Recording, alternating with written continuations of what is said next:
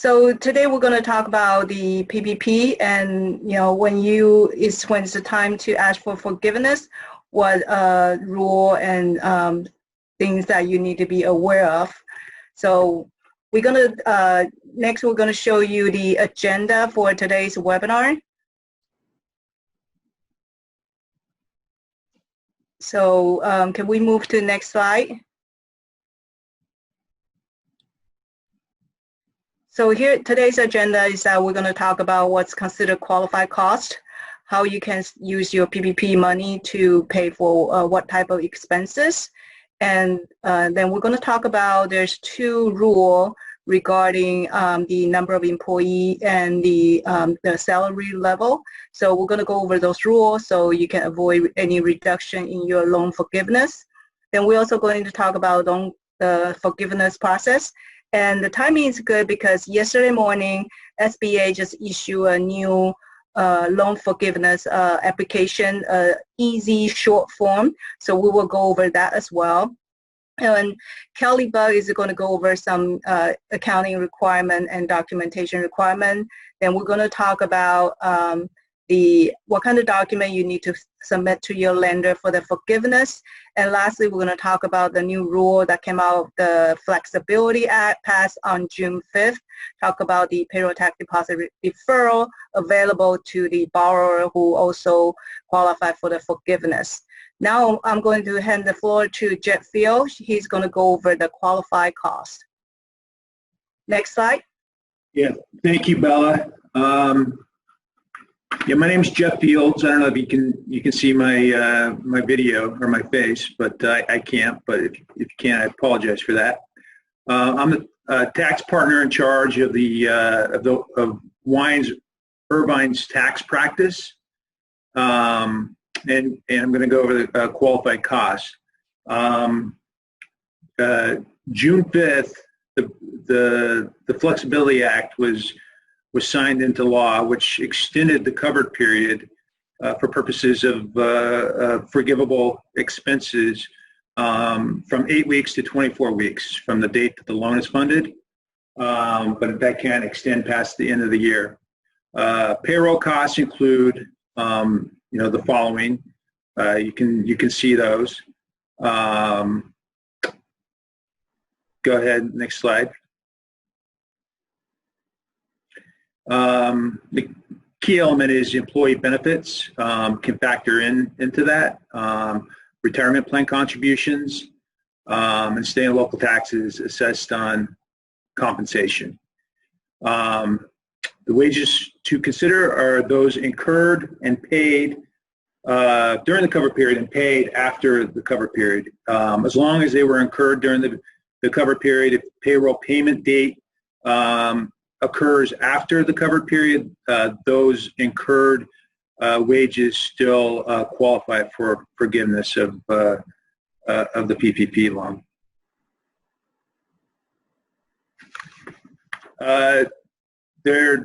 The limitation per employee is if you're using the 8-week covered period and should be stipulated. You have an option if your loan was funded before the passage of the Flexibility Act to use the 8-week covered period or the 24-week covered period.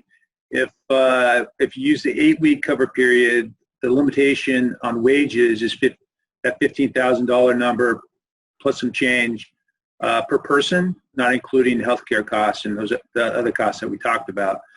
If you're using the 24 period, the 24-week covered period, the SBA released a final interim rule which stipulated that number, since 24 weeks is 3 times 8 weeks, that 15,000 number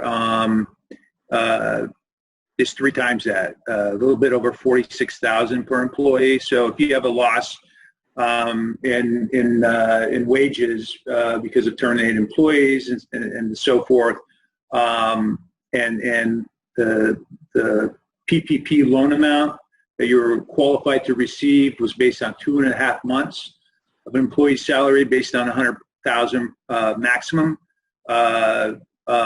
It's potential if you use the the 24-week period that you could have enough wages and still be able to achieve 100% forgiveness on the PPP loan, not factoring in other limitations, which we'll get to and Bella will talk about in a minute. Excuse me, in a minute. For sole proprietors, compensation is based on Schedule C income. And if you're using the 24, there's a differentiation for self-employed individuals, including partners that receive a K-1 that have self-employment income. It's not 3 times the 15. It's instead of 2 months, it mirrors the amount that you qualified, which is 2.5 months of your self-employment compensation. So the amount is, I think, equates to about $20,800 that you can factor into of your self-employment income that you can factor into the forgiveness. And for S corporation or C corporation shareholders, it is based on the W-2 received with the limitation of $100,000 of annual compensation, and then you allocate that based on the cover period that you're using. So you prorate that down to the $15,000 number or the $45,000 number per employee. Next slide. Rents and mortgage interest. So rents and mortgage interest paid on business property are eligible. Only covers rents and mortgage interest for obligations that were in place as of February 15th, which was the start of the PPP program. The past due amounts can be included if paid during the cover period. And prepaid mortgage interest cannot be included, but prepaid rents can be. So there you go. Utilities in place as of 2/15/20 as well, February 15th. Electricity, gas, water. You know, your typical ones: telephone, internet, transportation, including gas for business vehicles, can factor into the forgiveness. Prepayments and past due amounts can be included if paid during the cover period, so you should consider those. Payments, and then there's excluded what are usually termed to be utility type of expenses, cannot be factored into the forgiveness, and you can see a list of those, including trash pickup. I've had a few of those questions from clients, if they could put that into the forgiveness application, but those are excluded. At least 60%, the Flexibility Act stipulated that at least 60% of the funds must be spent on payroll costs. As we talked about, it was originally 75%. The 60%, the way it was written into the law, there was a question as whether that was a cliff, whether if you didn't achieve 60%, then you weren't eligible for any forgiveness. But the SBA guidance stipulates that is not a cliff, and it's also built into the forgiveness applications. If your payroll costs are less than 60%, then the amount that you're eligible for potentially to be forgiven is reduced accordingly based on the formula. Next, I'll turn it back over to Bella, and she's going to talk about reduction of loan forgiveness. Thank you, Jeff. So before I start, I just want to let you know that everything we talk about today is based on what we know today. Since the Congress passed the CARES Act, which include the PPP program, there have been a lot of changes since then. So we are expecting there are more guidance and might be more relaxing rule on the PPP loan issued by SBA maybe this Friday or early next week. So stay tuned. We will keep you updated. And also our firm WINES, we send out the monthly accounting tax alerts. So, and also we had other communication publication shared with our client and friends. So if you are interested in to be put on our distribution list for those communication, please email any one of us, and then we're more than happy to put you on our distribution list. So as Jeff mentioned, let's say if you spend all the PPP money on all those qualified costs, but there's two additional requirement that you should be aware of in order to avoid any reduction on your forgiveness. The first one is the reduction in headcount. So the program requires you to maintain the total number of headcount for your full-time employee. So on the slide, you can see there's a formula here. So you can either use one of them. The last one is for the seasonal employee. So let's say you are not a seasonal employee, then you will use the first or the second one. You will compare the average number of full-time employee per month during your cover period versus the average number of full-time employee per month during your base period, which can be from February 15, 2019 last year to June 30, 2019, or from January 1st, 2020 to February 29, 2020. You can choose which one is more favorable to you. Next, please. So what's considered full-time employees? Full-time employees, anyone who work more than 40 or more hours per week. So for people who work 40 or more hours per week, it counts as one. For people who work less than 40 hours, you can take their average number of hours work per week, divide by 40, and run it to the nearest tenth for the average. So let's say you have an employee who only works 30 hours a week, then you will take 30 hours divide by 40, that will be 0.75, and then you round it up to the nearest 10, so that person will count as a 0.8. I'm sorry, 0.8. If you have a lot of employee and there's a lot of calculation, a lot of tracking to do, or you can adopt the simplified method, which is anyone who works less than 40 hours a week, you will just use 0.5 to count that one person. Next, please. So let's say if there's some reason you cannot maintain your headcount for your full-time employee, there's 4 safe harbor that you can apply. The first 2 safe harbor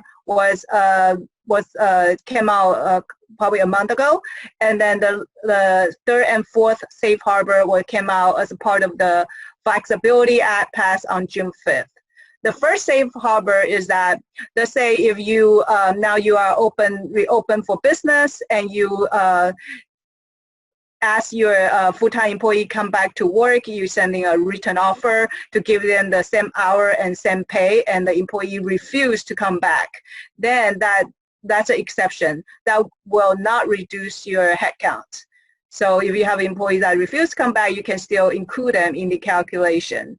And you just need to document why the employee refused to come back. Maybe they still feel unsafe, or they have some personal issue. But as long as you document it, you don't need any written rejection from the employee. Next. The second safe harbor is that if you terminate any employee for cause, or the employee voluntarily left the company, then that also doesn't reduce your headcount. And then also, let's say if you do have a reduction in your headcount, you have until December 31st this year to rehire the reduced workforce. Next. This safe harbor is added in the Flexibility Act, which is saying that if you cannot restore your number of the headcount because you've been trying to hire the same other people with the same skill or same experience, but you have a hard time rehiring people to fulfill those positions, then that doesn't reduce your headcount. That's one of the safe harbor you can apply. And the last one is if you have you open for business, you return to your business activity, but because of compliance with all the CDC rule, for example, if you have to keep employee the social distance at least 6 feet. So let's say before you have 100 employee, now you can only have 50 employee in the same office at the same time. So you cannot, then you have a reduction in your workforce by half. then that's an exception. That wouldn't hurt you when you ask for forgiveness. So if you apply this exception, then most of the time you will be able to get your the full loan amount forgiven. So I have a client that they, even though they had only half of the people return back to work because of the compliance issue, then they qualify for the forgiveness. Next, please.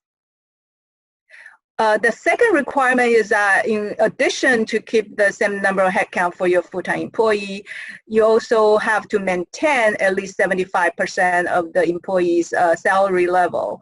And this rule only applies to the employee whose annualized salary is $100,000 or less. So anybody who make more than $100,000 a year, this test doesn't apply. So for your people who earn $100,000 or less per year, you have to make sure that you pay them at least 75% of their original pay rate. Or let's say if it's $20 per hour, you have to pay them at least $15 per hour now after they come back to work. So if you reduce their salary level during the period from February 15th to April 26th, then when they come back to work, when you ask for forgiveness, like during the cover period, you have to restore the salary level till at least 75% of their original pay. Here, the June 30 actually being extended to 12/31/20, same as the headcount. The Flexibility Act gives all the employee more time to restore the employee salary level. Next. So now you already spend all your money and you make sure you maintain the number of headcount for your full-time employee, and you also pay them at least 75% of what they're making before. Now is the time for you to ask for forgiveness. And actually now, I think earlier we mentioned that today is a good timing because yesterday the SBA issued this new application they call the Easy Form. So when you are ready for ask for forgiveness, and if you meet one of the following three requirements, then you can use the Easy Form. The Easy Form is much shorter. Instead of 11 pages, it's only a few pages. And also, I heard something this morning is that I think Treasurer, someone mentioned that the Easy Form, they are estimating probably only take about 20 minutes to fill it out instead of 2 hours. So what's the requirement for you to meet in order to use this Easy Loan Forgiveness application? The first requirement is that you are self-employee or you have no employee. So you're yourself, like you're filing a Schedule C. If that doesn't apply to you, you can see if you meet the second requirement. The second requirement is that you did not reduce your employees' salary or wages by more than 25%, and you did not reduce the number of hours of work hours of your employee. Or if you don't meet the first and second requirement, if you meet the third one, you can also use the Easy Form. Which is that if you are experiencing reduction in business activity as a result of the health derivative related to COVID-19, and you did not reduce the salary or wages for your employee by more than 25%. So if you meet one of them, then you qualify for use this Easy Form. Like I said, this Easy Form is much easier and less paperwork to compile and to be submitted to your lender. But let's say if you don't qualify for the Easy Form, then you will have to complete this 11-page of application.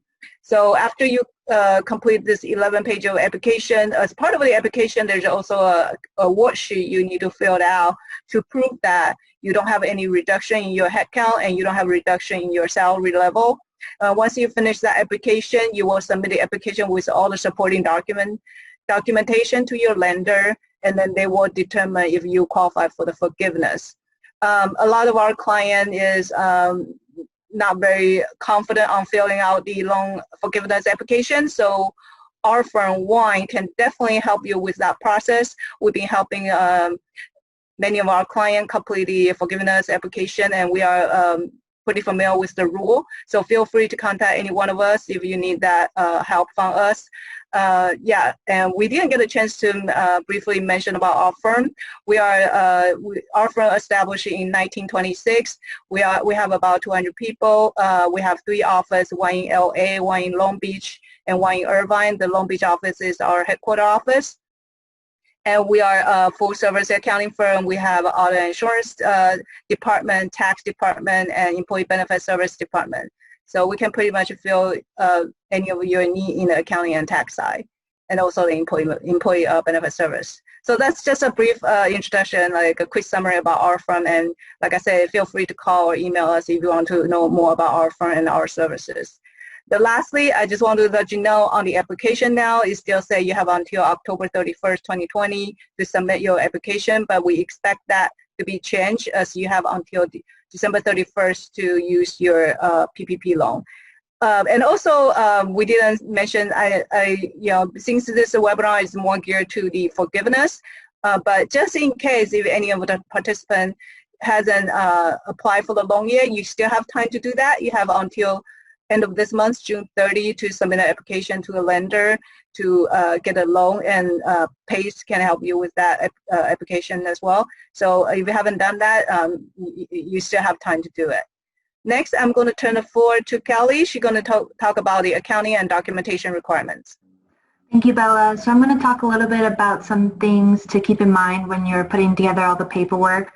I do also want to mention we will have questions at the end. So I know some of the questions have been coming in through the Q&A. Please keep going, and we'll answer those at the end and make sure everybody is happy. In terms of some recommendations, so these are just recommendations. These are not anything that you necessarily have to do. We recommend, if you can, to set up a separate bank account for the PPP funds where you can transfer them to and then transfer money in and out while you use it. That way you can more easily track the activity. If that's not possible, then that's okay. That's just a recommendation on our side.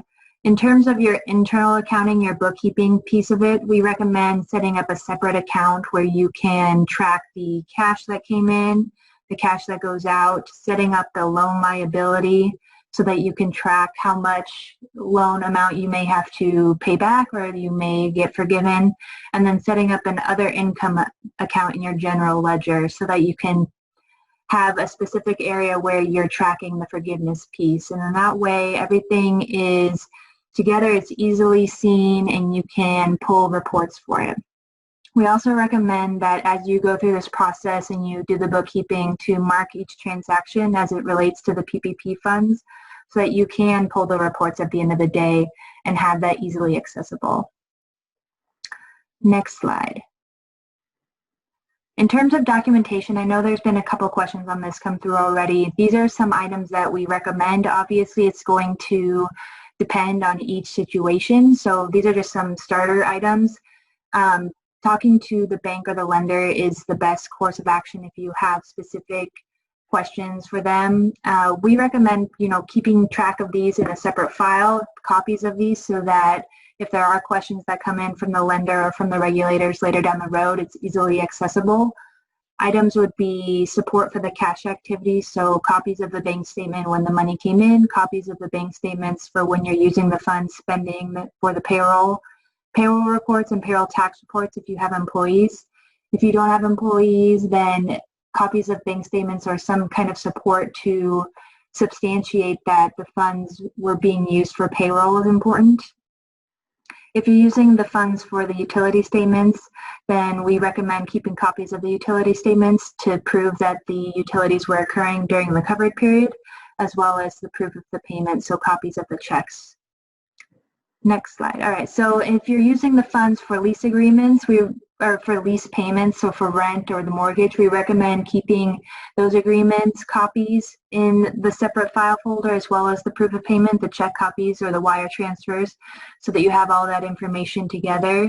And then if there's any other expenses that are qualifying that you're using the funds for, keeping copies of the invoices, statements, just trying to make it easy on yourself down the road when you have to present this support. We also recommend, if you can, to try to align the covered period, whether it's the 8-week or the 24-week, with the beginning of a payroll period. This is called the alternative payroll covered period. That way, it's easier on you to calculate some of these items, and you don't have to do a lot of manual calculations when you're trying to figure out the payroll that you're using. In terms of the accounting for this is still a little bit up in the air, as there's been some guidance that has come through from the accounting authorities, but it's still not everything. So for some of you who have to present financial statements to the bank or to some other lender or to grant holders, when it comes to the GAAP accounting, there's two main alternatives that you can use in recognizing this. The main method is the debt model, where basically you're going to consider the funds a loan and you won't recognize the forgiveness until there's a formal forgiveness that's going to extinguish the loan. So basically you're going to hold the balance of the funds as a loan on your books until you get a certification or you get notice from the bank that the loan has been forgiven. This is important because it's not necessarily going to track during the time that you're spending the money. So, you know, the forgiveness may not happen until later down the road after you've already applied for the forgiveness and you got that final piece of paper. For companies that have a calendar year end, this may or may not matter, but for companies that have like a June 30 year end where your year end may come through the covered period, it's important for you to just keep this in mind, because this could be something that comes up and you may need to recognize a little bit differently than it just would be an unusual transaction. There is a separate alternative method for, that's mainly for nonprofits at this point. We may get more guidance down the road where you would recognize the loan funds similar to how you would recognize a grant contribution. So as you meet the requirements of the forgiveness, you could recognize as you would forgive the loan. This is definitely a gray area, and we're hoping that there's going to be more authoritative information coming down the road. So definitely keep in mind, keep in touch with the latest updates, and you can reach out to us as well if you have specific questions on this. So now I'm going to turn it back over to Bella to talk a little bit about the repayment and then some payroll tax items. Yeah, so let's say after you ask for the forgiveness, unfortunately, if there's a reduction in the headcount or salary level for some reason, or you didn't spend at least 60% of the money on the payroll cost, then you have to pay back some of the loan amount. As a result of the Flexibility Act passed on June 5th, now the repayment period has been extended from 2 years to 5 years. The interest rate is still the same as 1%. But now you have a 5 year to pay back the loan. And also the repayment was started in the 10th month after the cover period ends. So let's say if your cover period ends on December 31st, 2020, then you have until October 2021 to start repaying the loan. Next. So the other big changes came out of the Flexibility Act passed on June 5th is that originally any business who qualified for the PPP loan and received the forgiveness, you cannot defer your payroll tax deposit, but now you can. So let's say even you have the PPP loan and you spend all the money on the qualified costs and the entire loan amount was forgiven, you still have until end of 2021 to deposit half of your 6.2% Social Security tax as an employer share, and then remaining 50% will be due on December 31st, 2022. So you can still keep the deferral until then and then make the payroll tax deposit. That's all we have. Now we open to the questions. I see there's a lot of questions coming in, so we can answer one by one. Yes, thank you everybody. Thank you Bella, thank you Kelly, and thank you Jeff, and also Michael. That we have a team of experts here, over 80 years of experience.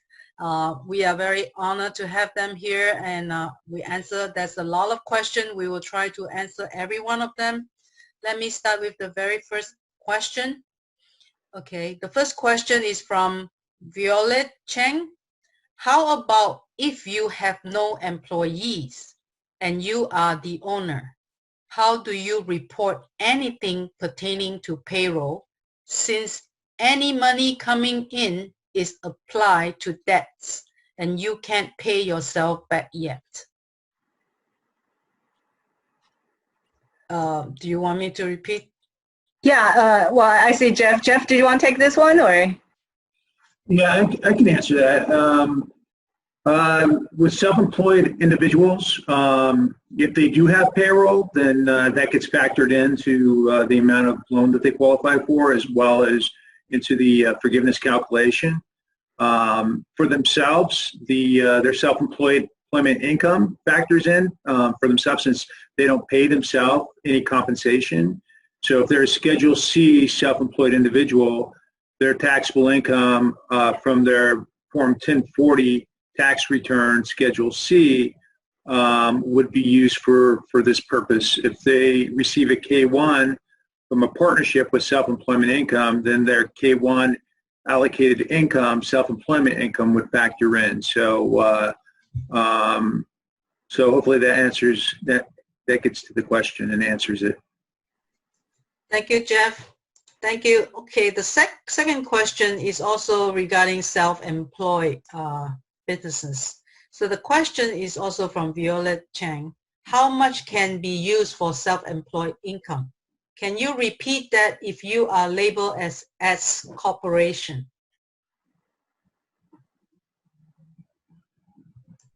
I didn't get that last part about being labeled a corporation. So labeled as S corporation. Oh, S corporation. Yeah, with an S corporation, owners are required to pay themselves a salary. So there is no self-employment income on a S corp K-1. So the K-1 income wouldn't be applicable and cannot be used for the PPP. You'd have to use the W-2 wages of the shareholder employees in these determinations. Okay, thank you, Jeff. I think a lot of people here, I mean the attendees, they are self-employed or sole proprietor. This question is from Donna. I think it's very similar to the previous question. For self-employed, what type of payroll documentation do you have to submit to PPP forgiveness? She says she do not pay herself a paycheck. Right, self-employed individuals would not. So she doesn't have any other employees. She works independently, and maybe she has some 1099 contractors that do some work for her. You can't include the 1099 amounts paid into the PPP calculations. So the documentation really is your 2019 tax return, Schedule C, if you're reporting your business activity on a Schedule C. There you can see your 2019 taxable income, which is subject to self-employment tax, and that is what determines the amount of your loan, and then as well as the amount that can be forgiven. All right, thank you, Jeff. So the next question has two parts. This is from an anonymous attendee. So the first question is, what is maximum forgivable for payroll if I am the owner of a S corporation and the only employee? Before, based on the 852 rule, the maximum was $15,385, authorized for $100,000 per employee. Now that the period is 24 weeks, is the new maximum forgiveness to pay myself at $46,154?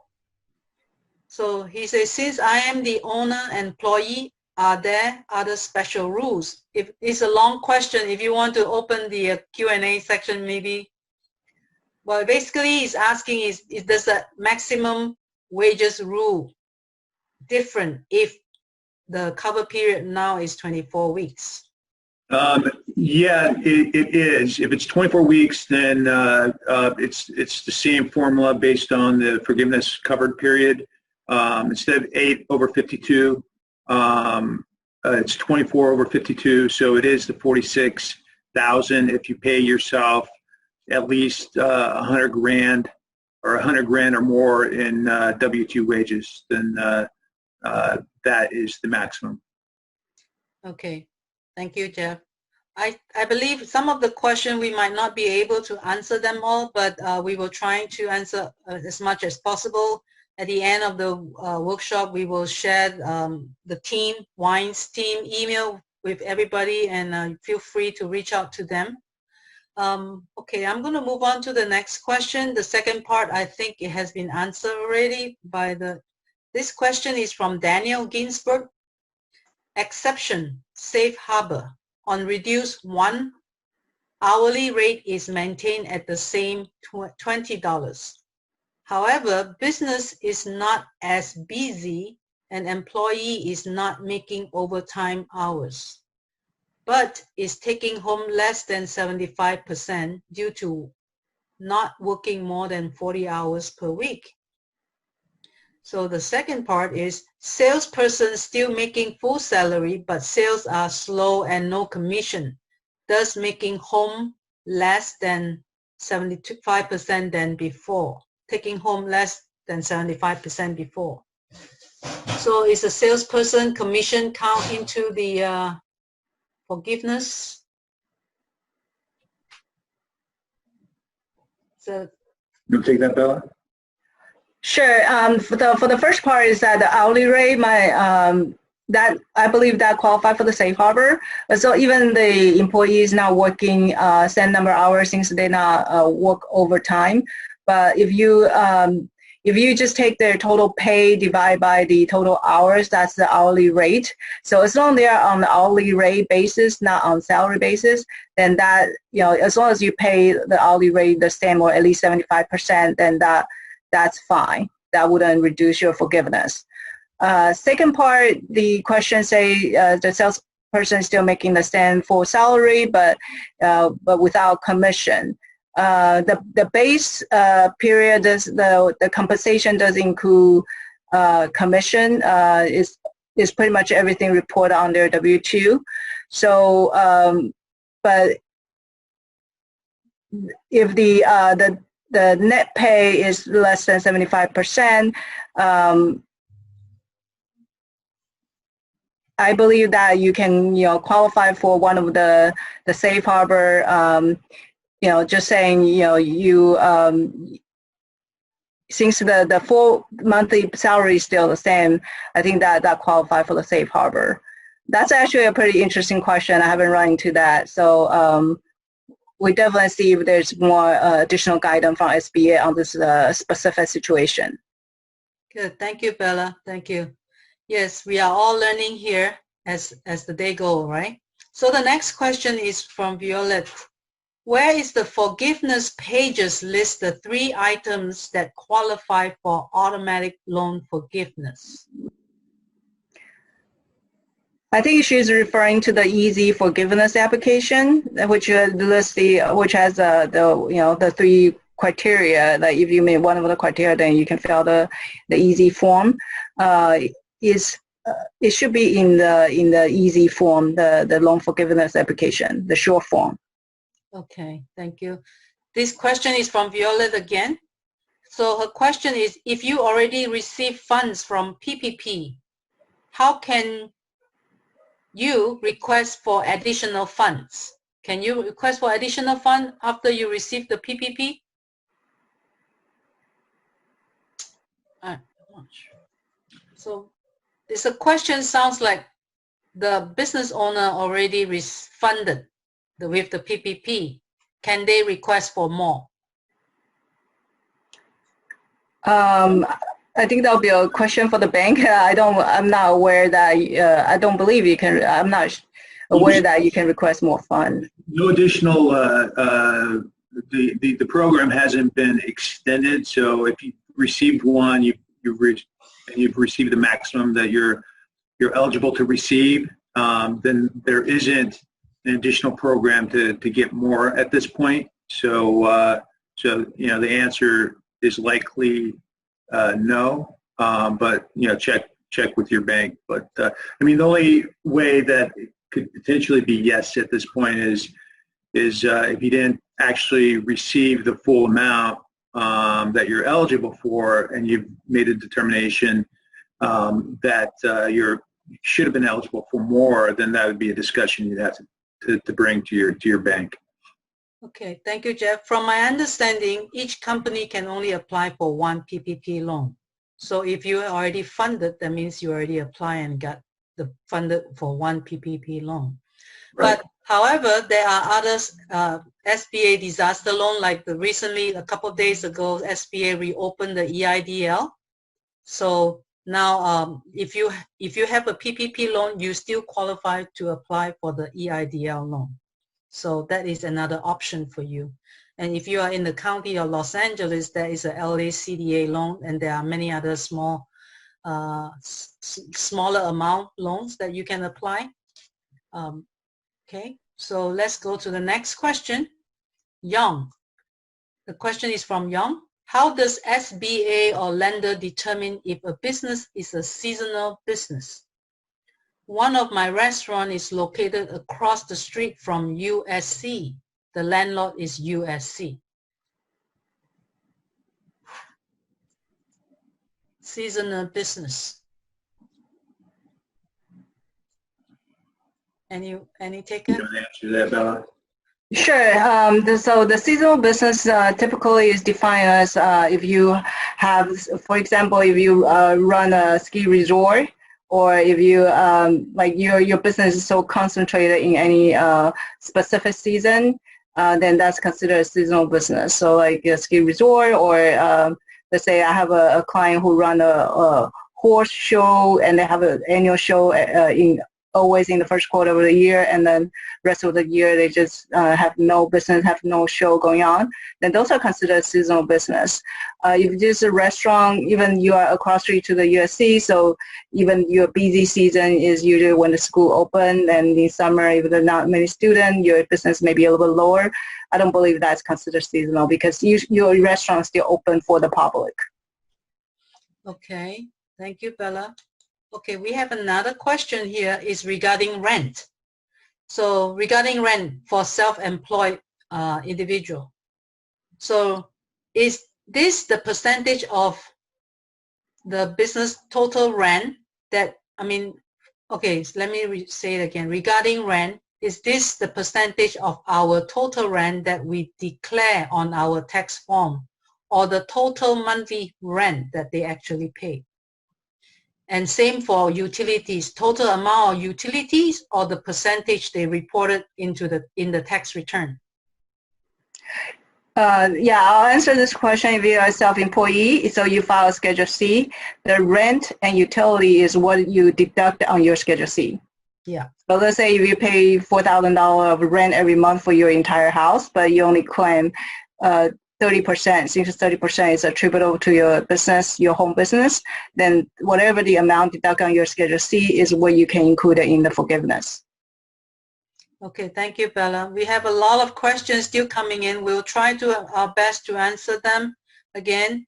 Let's see, the next question is EIDL advance also treated as a loan forgiveness like the PPP? The advance, EIDL advance, actually. That's correct. It's up to $10,000 that you get on an expedited basis once you apply for the EIDL. It's not required to be paid back, but it does reduce the amount of the PPP loan that can be forgiven. Okay. All right. Let's move on to the next question. So the question here is, I have my PPP loan deposited into one bank account that is reserved for payroll and PPP forgiveness costs. So that is a good practice. When payroll is run, all the costs, including employer payroll taxes, will get pulled out of this same bank account. What is the best way to track payroll taxes, since this is paid out of the employer's pocket and isn't part covered in the PPP loan?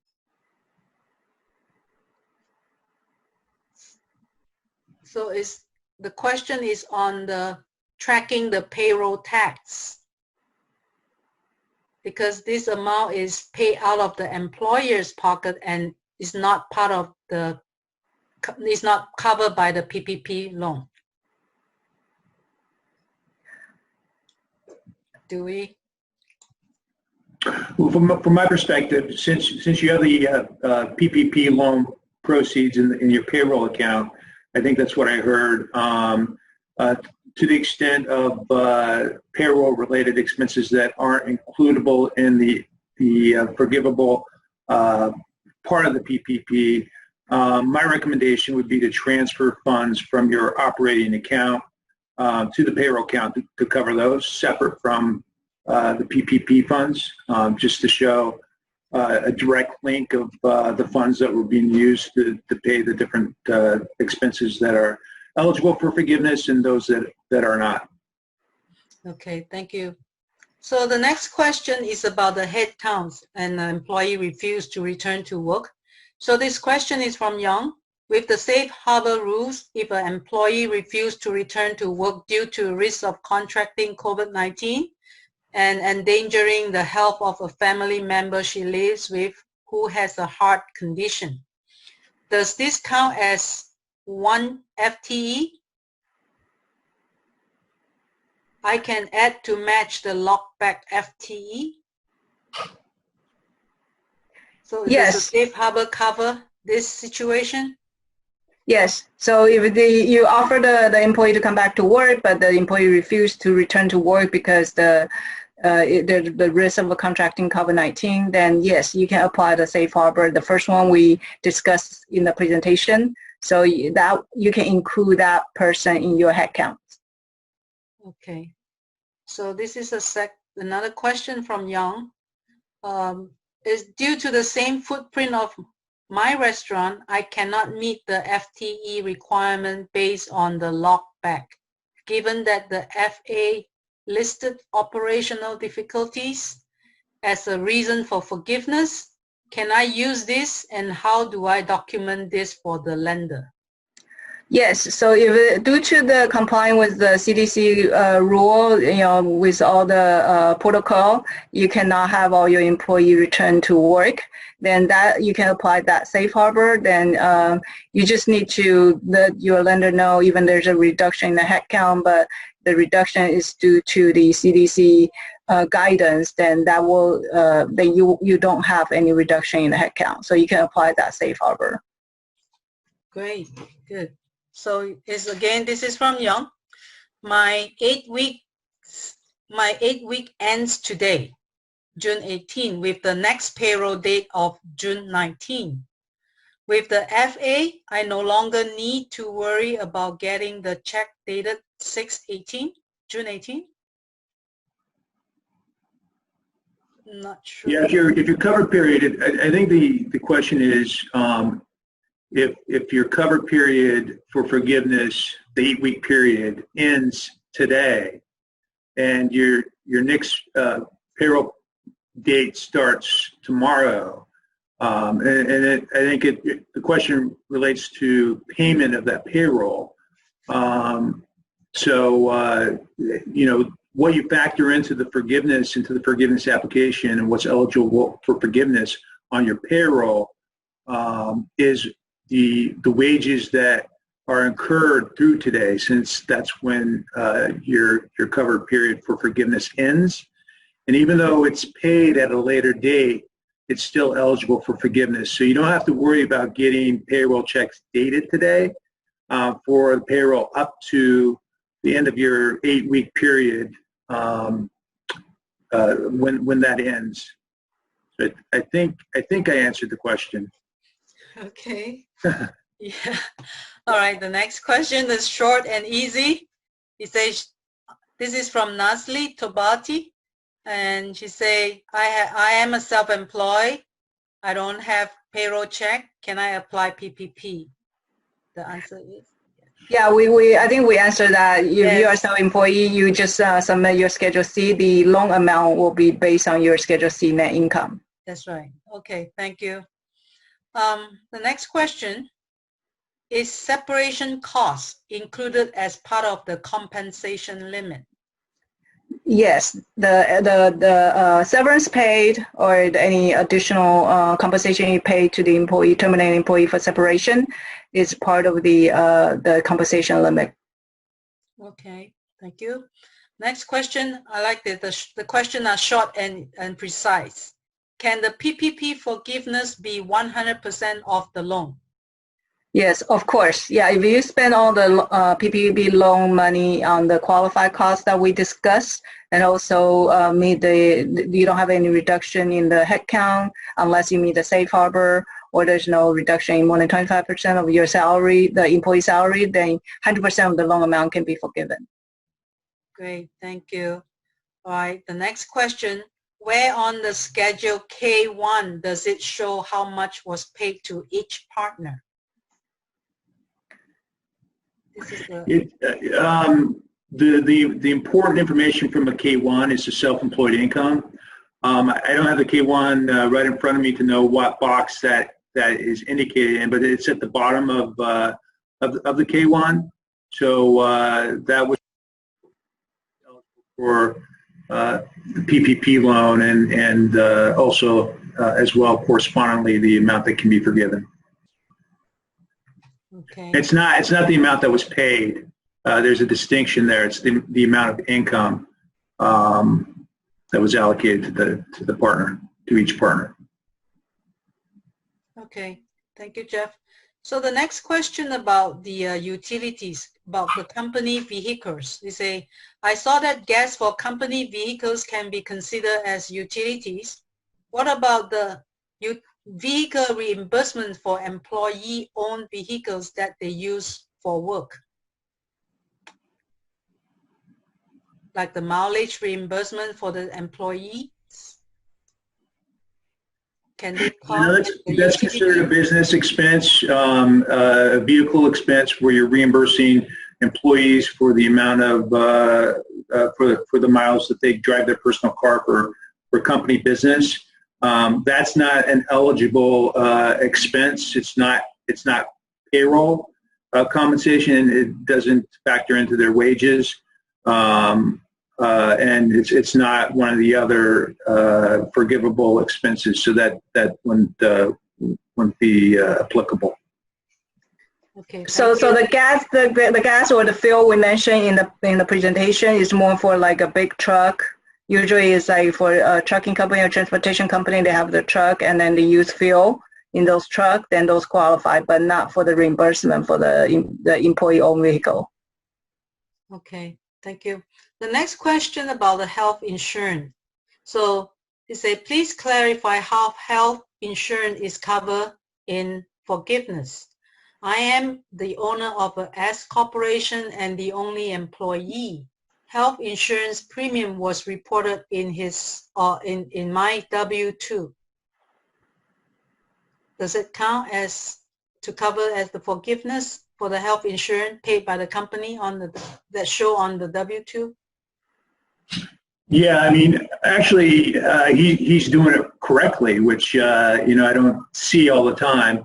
That health insurance premiums for a self-employed S corp shareholder or an S corp shareholder, should be included in the box 1 wages on a W-2.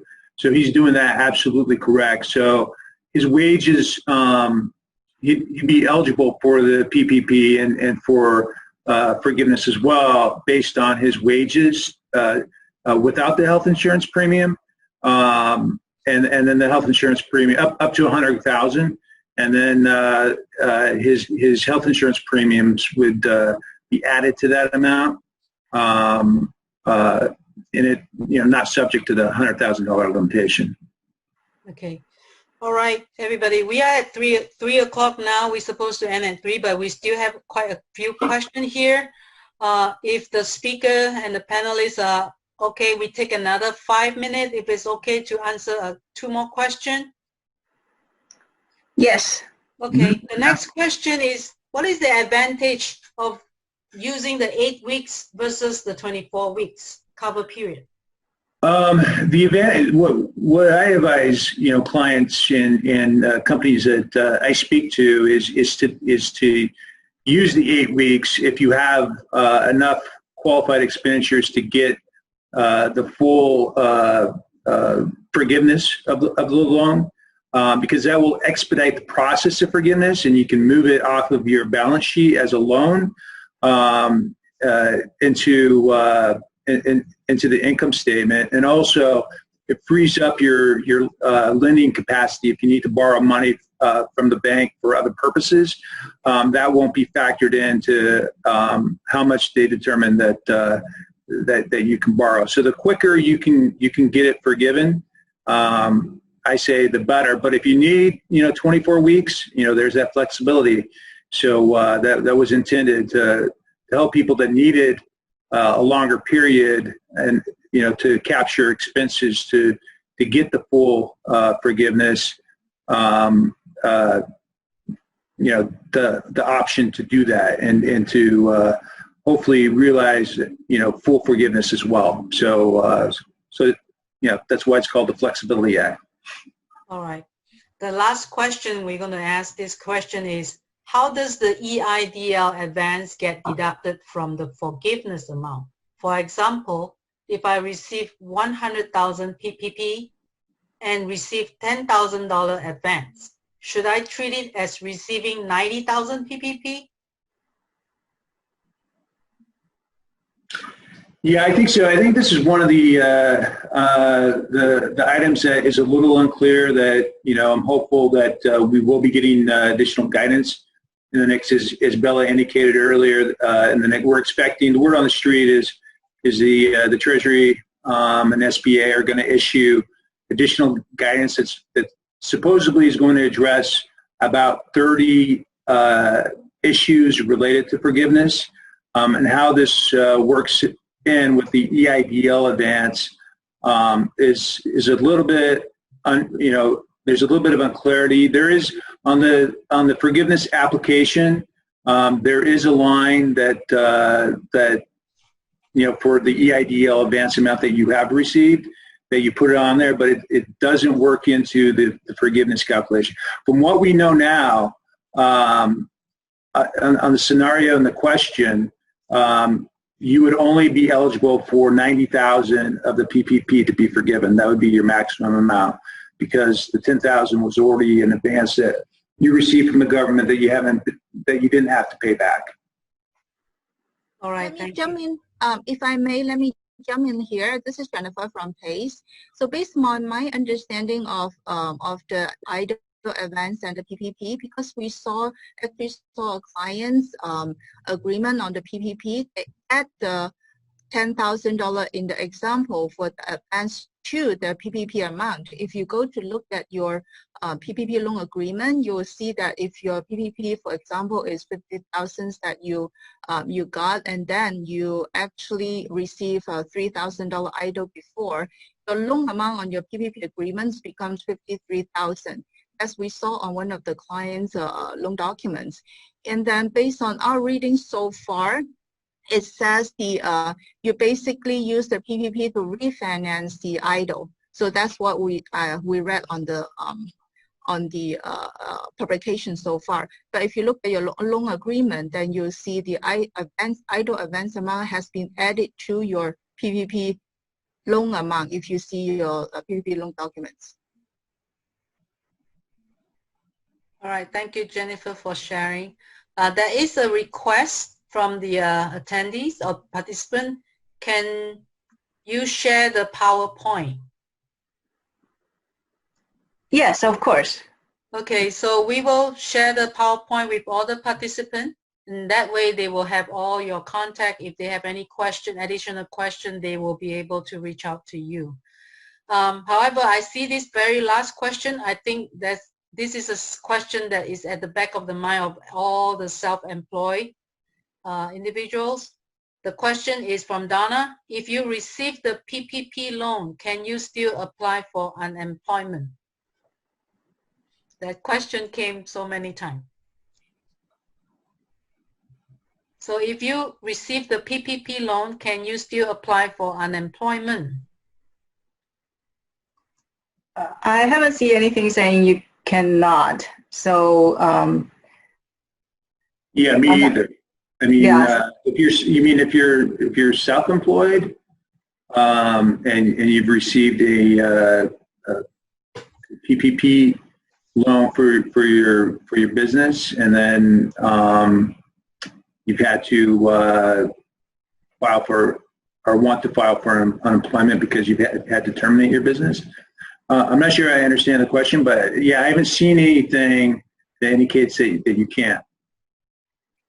Yeah, we have a lot of self-employed client that come to PAYS that asking this question. If I receive the PPP loan, can I still apply for the unemployment? I guess before you receive the PPP, you probably, if you're under unemployment, just like the employer, right? If the employee already applied for unemployment and they are rehired, their unemployment will stop. They need to update with the EDD, and subsequently their unemployment payment will stop.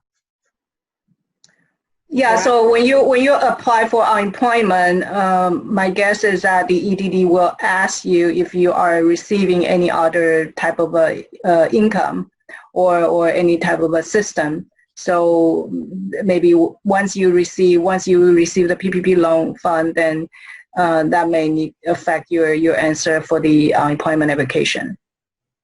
Okay, thank you. We're going to call it today. Thank you all the people who attended the workshop, and I especially thank you Bella, Kelly, Jeffrey for answering all the questions and the presentation.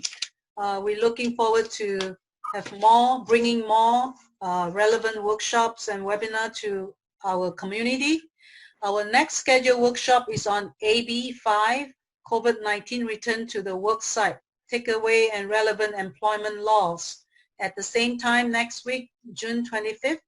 So we welcome everybody to come and join us again.